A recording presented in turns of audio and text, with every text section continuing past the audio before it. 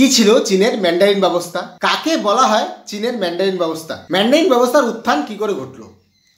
Class 11-এর ইতিহাসে দ্বিতীয় সেমিস্টারের এই টপিকটি আজকে আমাদের আলোচনার বিষয়বস্তু। আমি উজ্জ্বল তোমাদের সকলকে স্বাগত জানাই knowledge history and study YouTube প্ল্যাটফর্মে।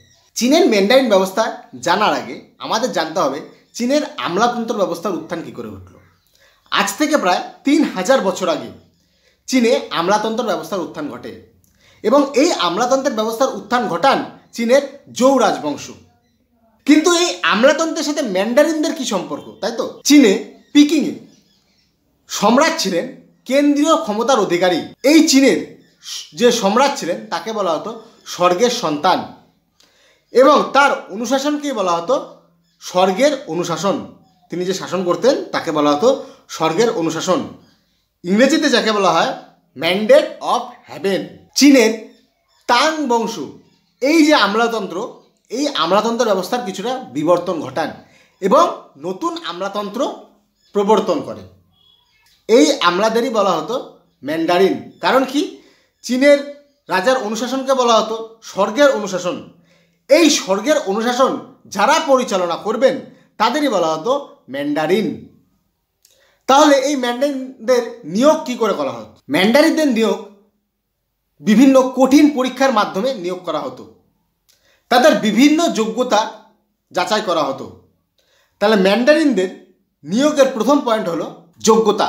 তাদের বিভিন্ন কঠিন পরীক্ষা নেওয়া হতো, যেমন এখনকার দিনে সরকারি চাকরির পরীক্ষা নেওয়া হয়। তাদের প্রথম পরীক্ষা নেওয়া হতো প্রশাসনিক দক্ষতা। এই পরীক্ষার মাধ্যমে তাদের যাচাই করা হতো যে প্রশাসন পরিচালনার জন্য যেই দক্ষতা প্রয়োজন তাদের মধ্যে সেই দক্ষতা আছে কিনা।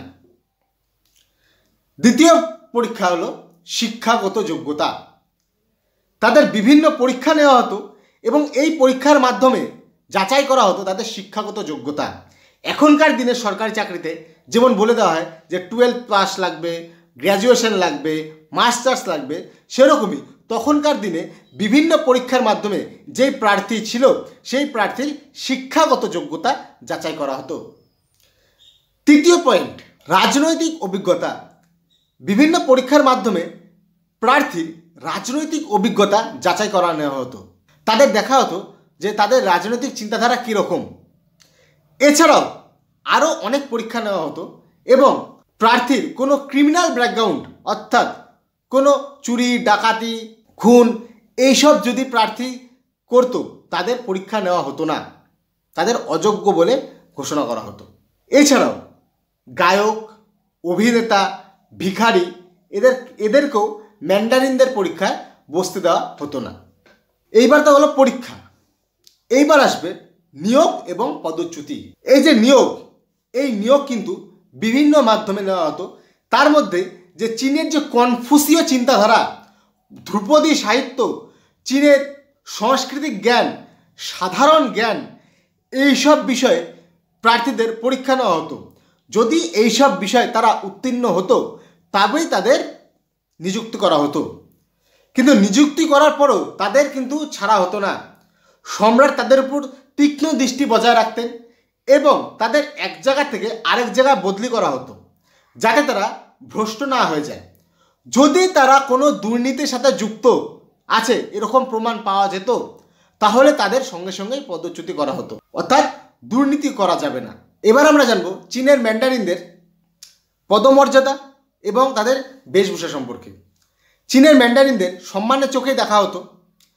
ম্যান্ডারিনদের 3 ভাগে ভাগ করা হতো: উচ্চপদস্থ, মধ্যপদস্থ এবং নিম্নপদস্থ। এই ম্যান্ডারিনরা বিলাসবহুল জীবনযাপন করত। উচ্চপদস্থ ম্যান্ডারিনদের চীন সম্রাটের প্রধানমন্ত্রীর সমগোত্রীয় মানা হতো এবং এরা বিভিন্ন প্রদেশে প্রশাসক এবং গভর্নর হিসাবেও কাজ করতেন। তাদের যে পোশাক ছিল, তাদের পোশাকে বিভিন্ন রত্ন খচিত থাকত এবং তাদের টুপিতে মূল্যবান রত্ন খচিত থাকত। মধ্য এবং নিম্নপদস্থ যে ম্যান্ডারিন তারাও বিলাসবহুল জীবনযাপন করতেন এবং তাদের পোশাক এবং টুপিতেও লাপিস লাজুলি, মণি এইসব পাথর খচিত থাকত।